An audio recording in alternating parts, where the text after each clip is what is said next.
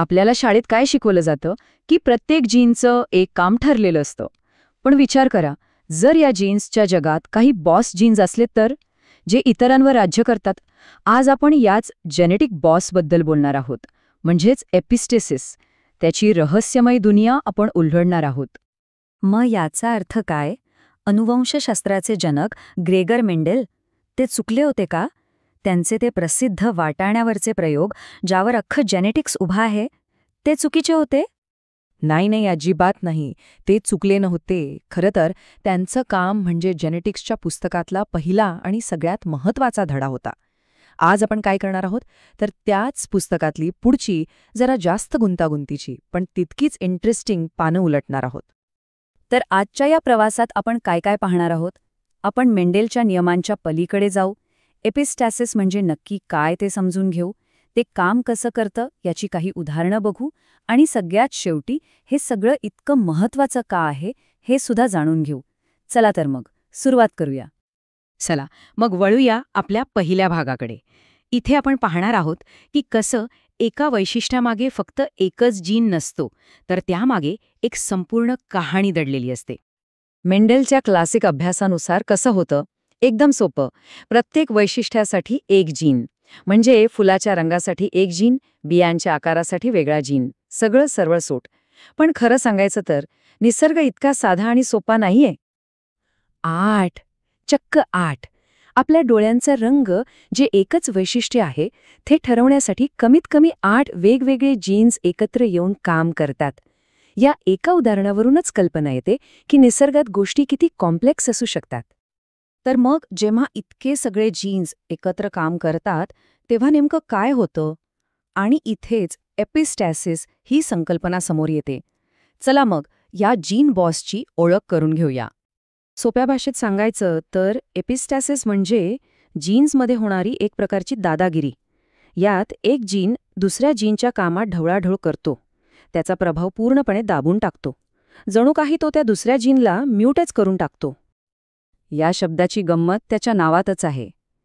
हा शब्द मुळात ग्रीक आहे. एपी म्हणजे वर आणि स्टासेस म्हणजे उभे राहणे, म्हणजे वर उभे राहणे. कल्पना करा, एक जीन दुसऱ्या जीनच्या वर अक्षरशः उभा राहून त्याला दाबून टाकतोय. आणि हो, इथे एक महत्त्वाचा फरक लक्षात घ्यायला हवा. एपिस्टॅसिस आणि प्रभाविता म्हणजे डॉमिनन्स या दोन वेगवेगळ्या गोष्टी आहेत. प्रभाविता म्हणजे काय? तर एकाच जीनच्या दोन वेगवेगळ्या आवृत्त्यांमधली स्पर्धा. पण एपिस्टॅसिस म्हणजे दोन पूर्णपणे वेगळ्या जीन्समधला संघर्ष. हा फरक खूप महत्त्वाचा आहे. या जेनेटिक नाटकात दोन मुख्य पात्र आहेत. एक आहे एपिस्टॅटिक जीन. हा आहे आपला बॉस, जो दुसऱ्याचा प्रभाव लपवतो. आणि दुसरा आहे हायपोस्टॅटिक जीन, म्हणजे बिचारा, ज्याचा प्रभाव दाबला जातो. ओके, तर थिअरी बरीच झाली. आता हे सगळं प्रत्यक्षात कसं दिसतं ते बघूया. आपण 3 वेगवेगळ्या खऱ्या उदाहरणांमधून समजून घेऊ की एपिस्टॅसिस नक्की काम कसं करतं. आपलं पहिलं उदाहरण आहे समर स्क्वॅश, म्हणजे एक प्रकारचा भोपळा. हे आहे डॉमिनंट एपिस्टॅसिसचं एक उत्तम उदाहरण, जिथे एक प्रभावी म्हणजे डॉमिनंट जीन दुसऱ्या जीनचा प्रभाव पूर्णपणे दाबून टाकतो. आता बघा, इथे नियम काय आहेत? 2 जीन्स आहेत, डब्ल्यू आणि वाय. वाय जीनचं काम आहे फळाला पिवळा किंवा हिरवा रंग देणं. पण जर डब्ल्यू जीनची डॉमिनंट कॉपी तिथे हजर असेल, तर तो वाय जीनला काहीच काम करू देत नाही आणि फळाचा रंग सरळ पांढरा करून टाकतो. म्हणजे खरा बॉस कोण? तर डब्ल्यू जीन. आता वळूया घोड्यांच्या रंगाकडे. हे आहे रिसेसिव्ह एपिस्टॅसिसचं उदाहरण. म्हणजे इथे एक अप्रभावी म्हणजे रिसेसिव्ह जीन दुसऱ्यावर भारी पडतो. इथे पण 2 जीन्स आहेत. बी जीन ठरवतो की कोटाचा रंग तपकिरी असेल की टॅन.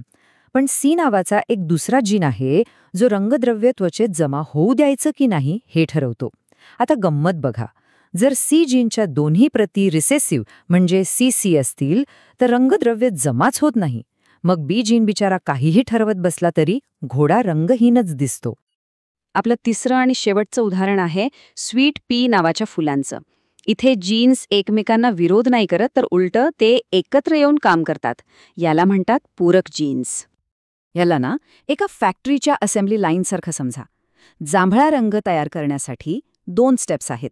जीन ए पहिली स्टेप पूर्ण करतो आणि मग जीन बी दुसरी. फुलाला जांभळा रंग मिळण्यासाठी दोन्ही जीन्सच्या डॉमिनंट प्रती तिथे हजर पाहिजेत. एक जरी जीन रिसेसिव्ह असला तरी असेंब्ली लाईनमध्येच तुटते आणि फूल पांढरंच राहतं. पण शास्त्रज्ञांना हे सगळं कळतं कसं की नक्की कुठला जीन कोणावर भारी पडतोय? याचं उत्तर दडलंय गणितामध्ये. चला बघूया की हे विशिष्ट आकडे म्हणजे गुणोत्तरं ह्या लपलेल्या जेनेटिक संवादाकडे कसं बोट दाखवतात. मेंडलच्या नियमानुसार काय व्हायला पाहिजे? जर आपण 2 वैशिष्ट्यांचा अभ्यास करत असू तर आपल्याला 9:3:3:1 असे ठरलेलं गुणोत्तर मिळतं. पण जेव्हा एपिस्टॅसिस पिक्चरमध्ये येतो तेव्हा तो हा सगळा हिशोब बदलून टाकतो, कारण काही जीन्स इतरांना व्यक्तच होऊ देत नाहीत. आपल्या भोपळ्याच्या उदाहरणात काय झालं? आपल्याला 9.3.3.1 ऐवजी 12.3.1 असं विचित्र गुणोत्तर मिळालं. का? कारण ज्या ज्या भोपळ्यांमध्ये डॉमिनंट डब्ल्यू जीन होता ते सगळे पांढरे झाले, मग त्यांचा दुसरा जीन कोणताही असो. त्यामुळे ते सगळे एकत्र होऊन 12 झाले आणि उरले 3 पिवळे आणि 1 हिरवा. घोड्यांच्या बाबतीत तर 9:3:4 असा आकडा दिसतो. इथे सीसी जिनोटाईप असलेले सगळे घोडे रंगहीन झाले, त्यामुळे ते 4च्या गटात एकत्र आले आणि बाकीचे 9 तपकिरी आणि 3 टॅन. आणि स्वीट पी फुलांचं गुणोत्तर आहे 9:7. असं का? कारण फक्त ज्या फुलांमध्ये डॉमिनंट ए आणि डॉमिनंट बी हे दोन्ही होते, फक्त तीच जांभळी झाली. बाकी एक जरी कमी असला तरी ती सगळी पांढरीच राहिली. म्हणून 9 जांभळी आणि 7 पांढरी. ठीक आहे, आपण व्याख्या बघितली, उदाहरणं बघितली, आकडेवारी पण पाहिली, पण या सगळ्याचा खरा अर्थ काय? म्हणजे एपिस्टॅसिस समजून घेणं इतकं महत्वाचं का आहे? चला या शेवटच्या भागात पाहूया. तर मोठी गोष्ट ही आहे की जेनेटिक्स म्हणजे काही स्वतंत्र जीन्सची नुसती यादी नाही. ते एक अत्यंत गुंतागुंतीचं, एकमेकांत गुंतलेलं जाळं आहे. जीन्स सतत एकमेकांशी बोलत असतात, संवाद साधत असतात आणि आपल्या शरीराचा विकास कसा होतो, आपल्याला रोग का होतात आणि अगदी उत्क्रांती कशी घडते हे समजून घेण्यासाठी हा संवाद समजून घेणं खूप महत्वाचं आहे. म्हणजे विचार करा, जर जीन्स एकमेकांना असं ओव्हरराईड करू शकत असतील, एकमेकांवर नियंत्रण ठेवू शकत असतील, तर आपल्या डीएनएमध्ये अजून अशी कितीतरी रहस्य दडलेली असतील ज्यांची आपल्याला अजून काहीच कल्पना नाही. आपण तर अजून फक्त सुरुवात केली आहे.